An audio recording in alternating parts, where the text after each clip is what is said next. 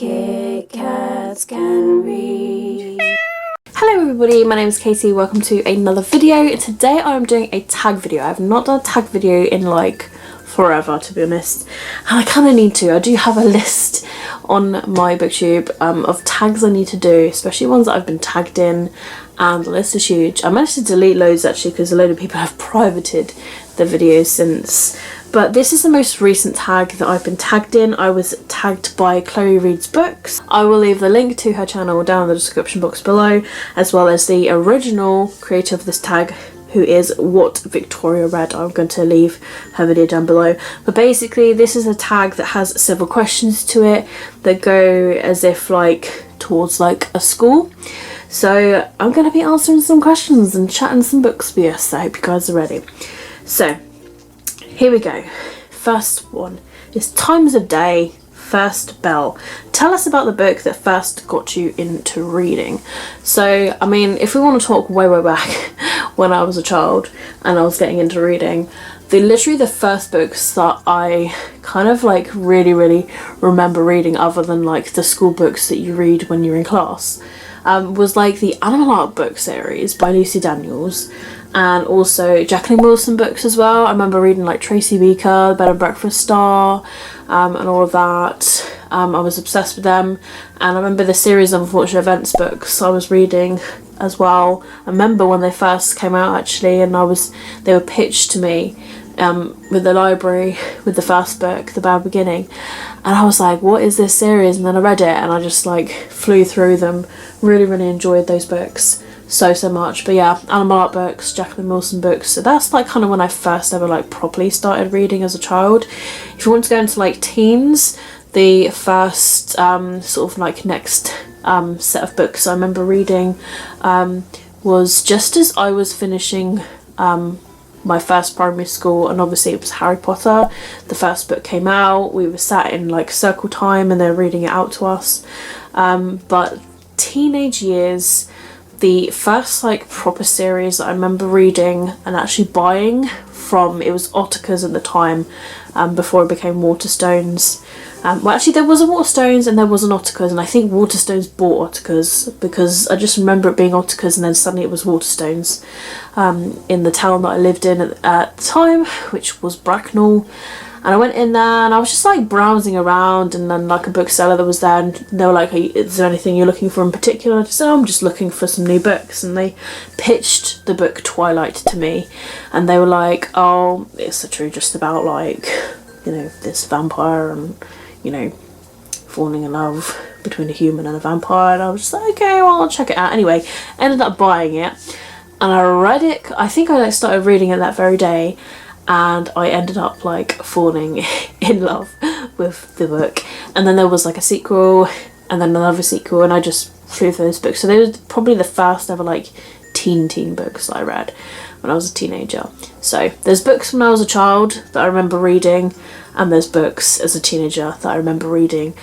So yeah, I've always been a reader, like even like I say in school with the school books that they give you and they read. I mean, I was on like the very final grade, like before I finished the school.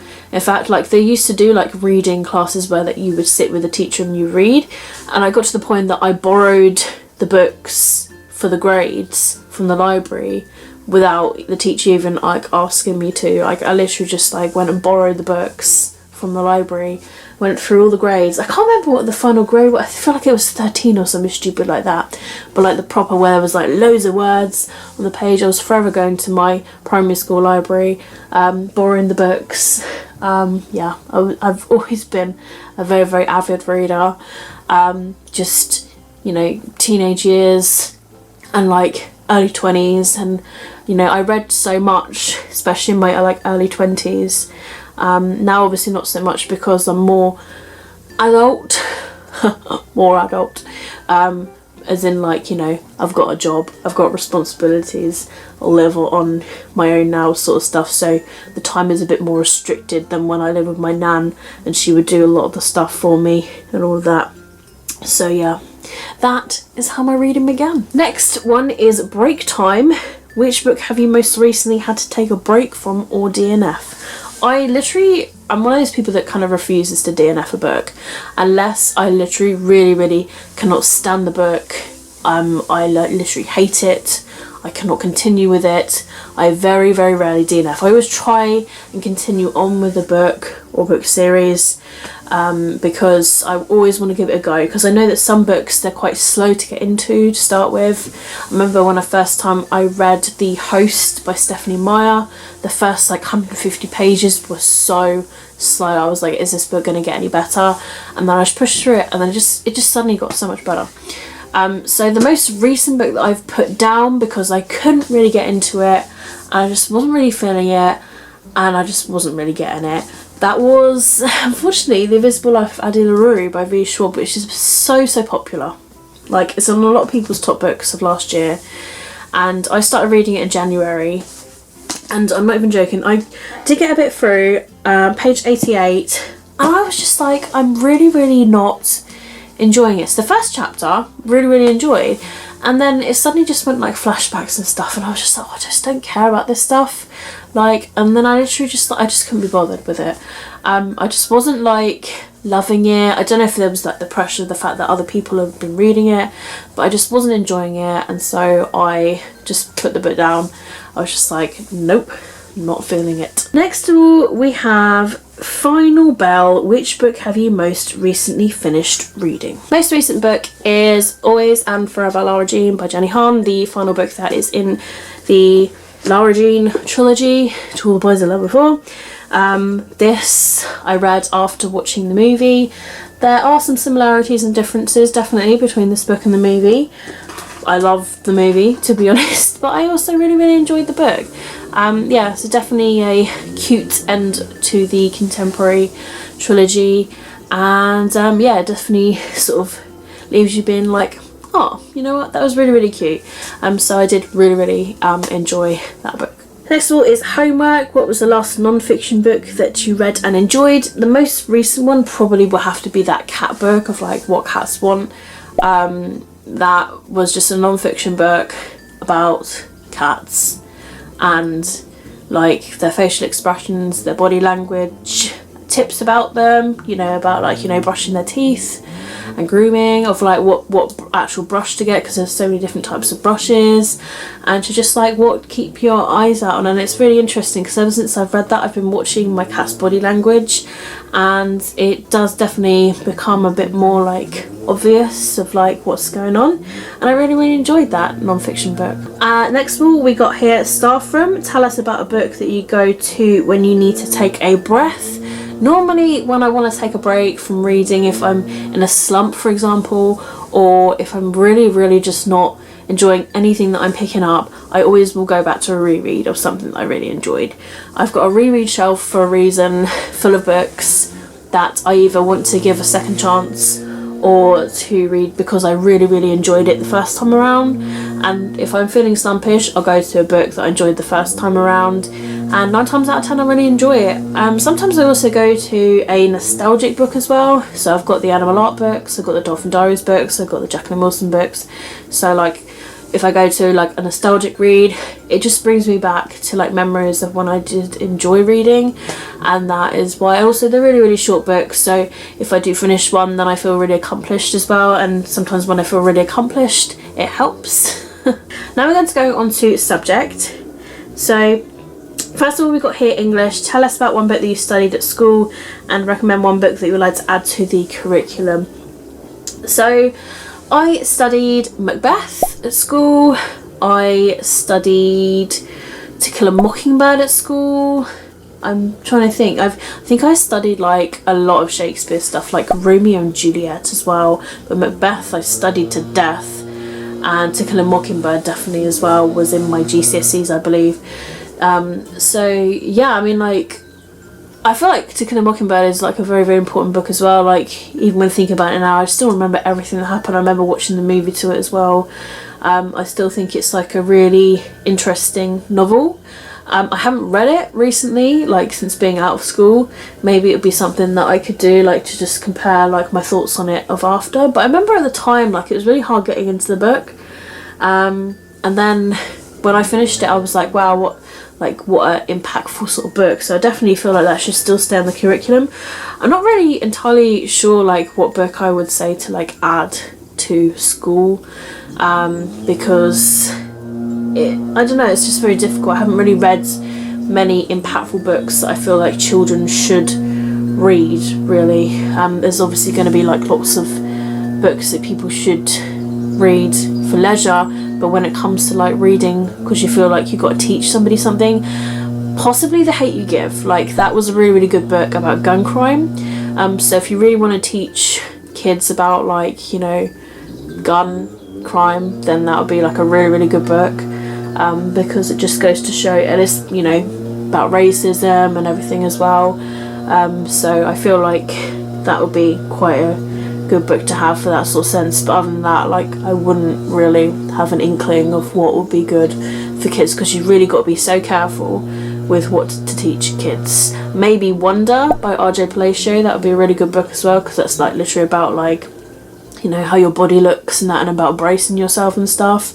So that'd probably be a really good book as well. On to maths. How do you rate your books? So literally this year I have started using Cawpile, CAWPILE, and they stand for literally like a few things. Like, it would be like characters, atmosphere, plot, like intelligence, I think is one of them.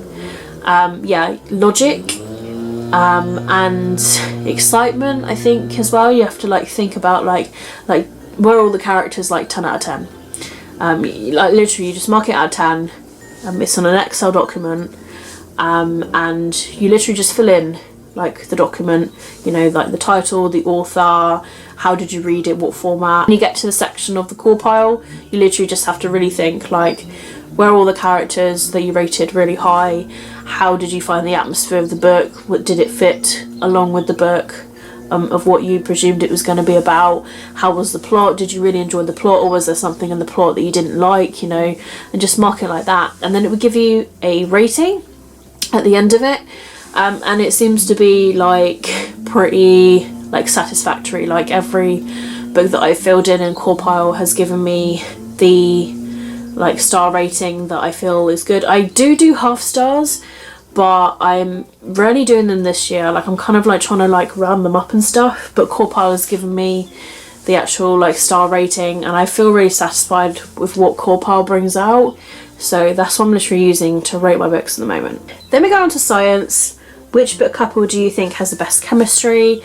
Literally the first like thought that comes into my head is Andrew Parrish and I can't remember the girl's name. They literally have like one of the best like chemistry ever. Like, they literally meet, I think it's on a bus, and they literally just, I don't know, they just bounce off each other so well that you're just like, wow, they just like go together so well. Like, they literally have one of the best chemistries on the page, like, completely.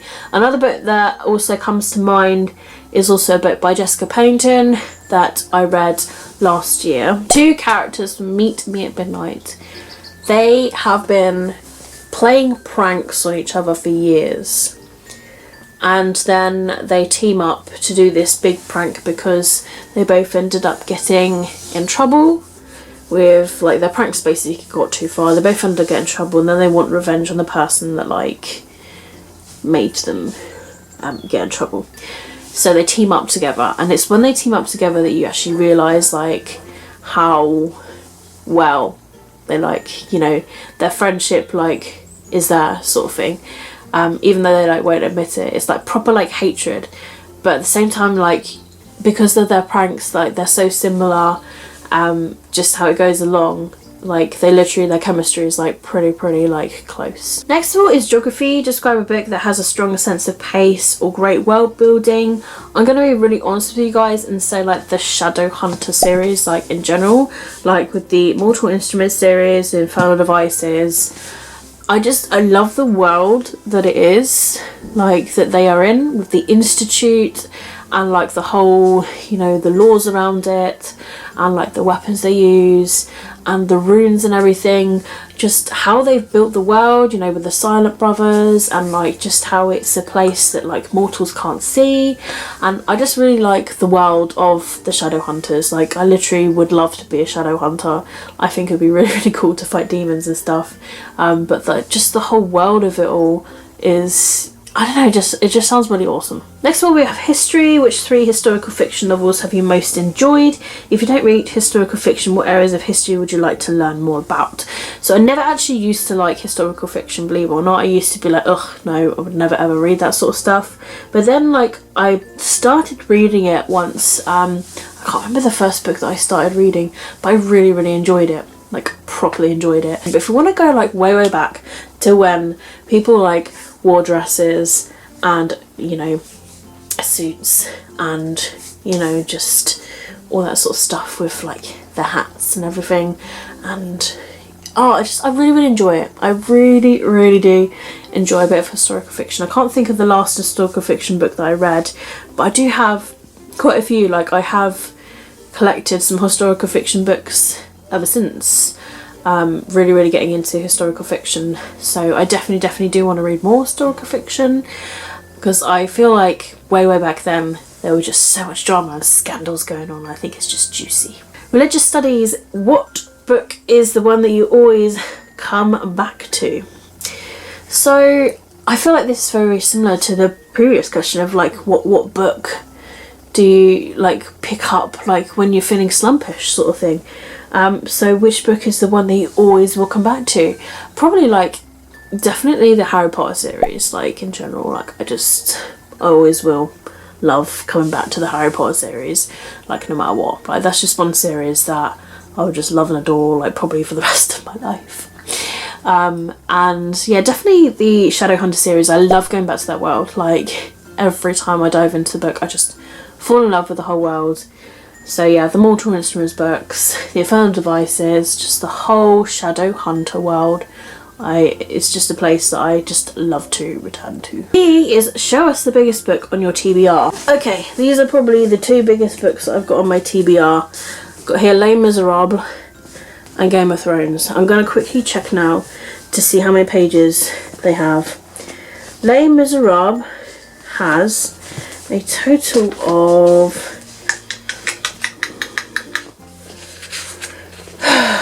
1,232 pages. Game of Thrones has, well, this book edition says only 801, but I know when I used to have the paperback it was over 1,000 pages. But we have a winner with Les Miserables. I literally don't have anything bigger than this book. So many, and the writing, I'm not even joking, is tiny as well. So that is, I mean, look, it's huge. Look at that size, it's huge. Yeah, this is like the biggest book on my TBR. Music. Which reading format do you think has the best rhythm for reading? I have recently been listening to audiobooks. I like reading reading a book and listening to an audiobook at the same time. Lately, just because of my fuzzy head, I've been sort of listening to audiobooks a bit more, but I've recently been like kind of like training my eyes again to get back into physically reading. Personally, I prefer reading a book myself, but when it comes to night time and I'm feeling quite tired, or if I'm not really feeling up to physically reading, then I will listen to an audiobook if I've got it to the book, and I will listen to it that way. Sometimes it is quite nice to hear the story read to you and you sort of can imagine the world as well, especially if the narrator is really good, especially with voices and stuff. So yeah, I would have to say definitely physically reading. Ebooks I don't really read as much of these days. I will read them, but like only if I've got them for review, or like if I have to read them, or if I've got it as an ebook and I don't have it as a physical, then I will read it on my Kindle. Sometimes I have preferred reading ebooks at night time as well, because of like the fact that if I'm tired I'm not going to want to hold a physical book, and with a Kindle I can like rest it on my little Kindle rest and just like read it that way, tap the page to turn it. Drama. Which book do you think has the best ending? Oh my goodness, I rarely ever finish a book series. So it would literally have to be like standalone books that I think have got like the best endings whatsoever. I'm going to go through my Goodreads right now with you and go through some books that I think have ended pretty darn well. So Always and Forever Lara Jean by Jenny Han, that had a really sweet ending. I actually really liked that book. Really satisfied with From Blood and Ash by Jeff Armstrong. It does leave on an ending where it wants you to read more. Geekerella by Ashley Poston, that was a really good book as well. Next of all, we have Art. Show us 3 books that you think have the best covers. Oh my wow. Well, I love all of the Mortal Instruments books, like or even all of the Shadowhunter books in general. I think they have the most gorgeous covers. I always get the American metallic ones as well, the McElderry books. So for example, I'm going to hold up here Clockwork Princess, but I love the artwork on all of these books. I like the fact that they always show all of the books in the series as well on the back. But yeah, they're all like really beautiful. It's definitely one series that I really enjoy the covers of. And the last subject is modern foreign languages. Recommend a translated book that you enjoyed. The one book that I can think of that I really enjoyed that was translated is Ruby Red by Kirsten Gier. A German movie of it was produced called Rubinrot, and luckily it was dubbed. I really enjoyed the movie, and I did really enjoy the book as well. But yeah, Ruby Red by Kirsten Gier, time travel novel. Yeah, it's really good, because obviously Kirsten Gier, she's German, and I believe that Ruby Red was translated obviously into English as well. But yeah, really enjoyed that first book. I really should continue on with that series actually, because the first book was phenomenal, and I look forward to just seeing what happens in the second and the third book. Sapphire Blue and Emerald Green, really gorgeous covers as well. But yeah, that's definitely a book that's been translated that I have enjoyed. I've not read a lot of translated works, so yeah, I probably should read some more actually, just to see how I feel about translations. And that is the end of the tag. It's obviously quite long because I answered all of the subjects and all of the main school times and everything, but I just wanted to give you some information and answer some questions for you guys, and hopefully you enjoyed my answers as well. So as of who I tag, I literally tag anybody that wants to do this tag, because at the end of the day, if you want to do this video, if you think, oh, that sounds really cool, I want to answer these questions, they sound like really awesome, then yeah, I totally suggest for you guys to do so, and I will leave all of the questions down below as well.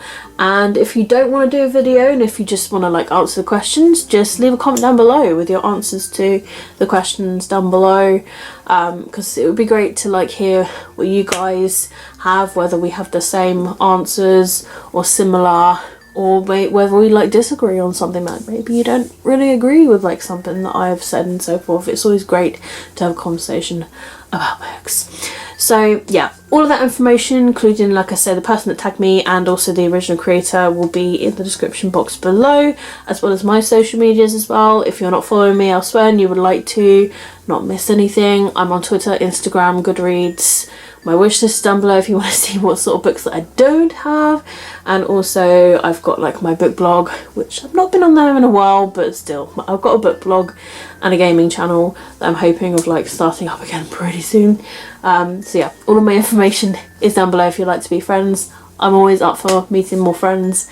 I just love talking about books. I just think it's a really awesome, and this is a brilliant community. But that's it from me, guys. Keep smiling, keep reading, be happy. My name is Katie. Please stay safe, and I'll see all of you wonderful, awesome people in my next video. Bye!